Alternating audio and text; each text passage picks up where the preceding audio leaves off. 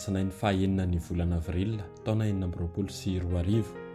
Evanjely Masina nosoratan'i Masina Matio nalaina tao amin'ny toko 7 ny andininy 9 hatramin'ny 10. Tamin'ny marainan'ny andro voalohany herinandro no nefa nahita ny Anjelin'ny Tompo Maria Madelena sy ilay Maria anankiray dia niala faingana teo amin'ny fasana sady natahotra no faly indrindra, lasa niazakazaka ilaza amin'ny mpianatra ary indro i Jesosy miseho taminy nanao hoe arahaba dia nanantona azy izy ka namihina ny tongony sy ny akoho ka teo anatrehany dia hoy Jesosy taminy, aza matahotra fa mandehana Asaovy mankany Galilea ny rahalahiko fa any no hahitany ahy.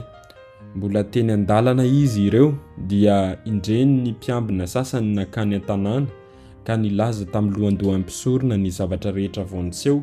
Dia novorîn'ireo ny olona ka rehefa niara-nidinika teo izy dia nanome vola be ny miaramila ary nilaza taminy hoe aelezo amin'ny olona fa tonga alina ny mpianatra nangalatra azy raha mbola natory izahay hoe ary raha sendra ren'ny gobernora izany dia izahay no anony azy tsy aninona anareo.